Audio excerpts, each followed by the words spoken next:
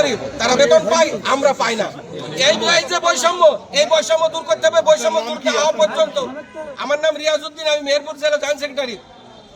আমার এই বৈষম্য থেকে যদি আমাদের মুক্তি না দেয়, আমাদের অবরোধ আমরা তুলব না। কি বলেন?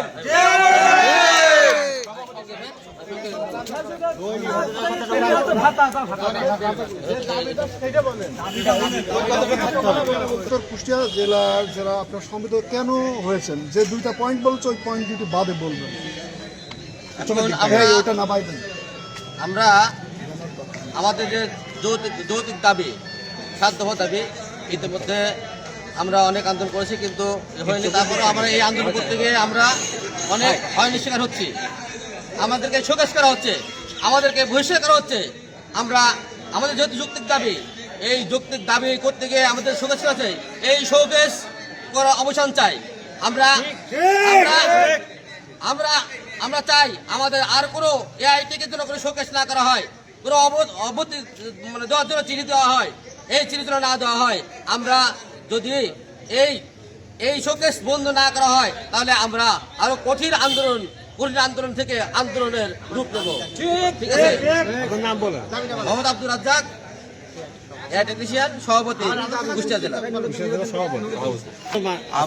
মানববন্ধন আজকে শান্তিপূর্ণ অবস্থান কর্মসূচি ও মানববন্ধন বৃহত্তর কুষ্টিয়া জেলা সমবেত হয়েছে কুষ্টিয়া জেলা কৃত্রিম প্রজনন অফিসে।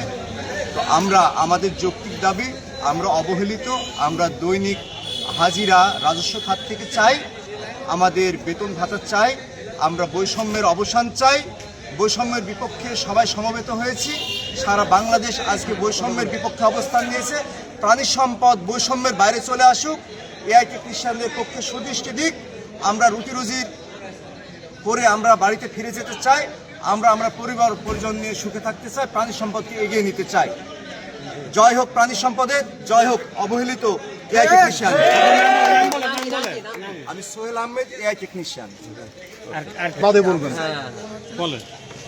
আমরা দীর্ঘদিন বকেয়া ভাতা ও সহকারে আবেদন করে আসছি, পাই না। এখন আমরা বর্তমান রাজস্ব থেকে ভাতা এবং দৈনিক হাজিরার লক্ষ্যে সারা বাংলাদেশে একযোগে এই মানববন্ধন কর্মসূচি পালন করছি।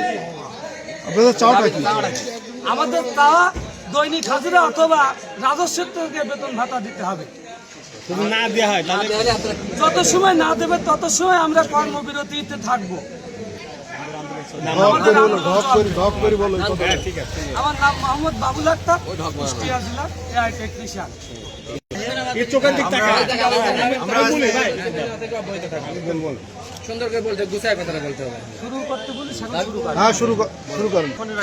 আমরা আজকে কেন্দ্রীয় ঘোষিত আমাদের এআইটি কল্যাণ সমিতির উদ্যোগে কুষ্টিয়া জেলা শাখার সকল এআই টেকনিশিয়ান একত্রিত হয়েছি। আমাদের একটাই চাওয়া যে আমরা অবহেলিত, দীর্ঘদিন আমরা সকলে কাজ করছি, কিন্তু আমাদের কোনো মূল্যায়ন নাই। এই জন্য কুষ্টিয়ার সকলেই আমরা একত্রিত হয়েছি। এখানে আমার প্রাণী সম্পদের উদ্দেশ্যে আমি একটা কথা বলতে চাই যে ভাত দেওয়ার খবর নাই, কিল মারার ঘুষায়, এটা এই মনোভাব থেকে বেরিয়ে আসতে হবে এবং আমাদের চাওয়া পাওয়া পূরণ করতে হবে। এই চাওয়া পাওয়া যদি পূরণ না হয়, আমাদের দাবি রাজস্ব থেকে বেতন ভাতা অথবা দৈনিক হাজিরা ভিত্তিক বেতন ভাতা দিতে হবে। আর এই দাবি যদি আমরা বাস্তবায়ন দেখতে না পাই, পরবর্তীতে আমরা এর সহ কঠোর থেকে কঠোর আন্দোলনে যাব। আমি মোহাম্মদ ইখলাসউদ্দিন,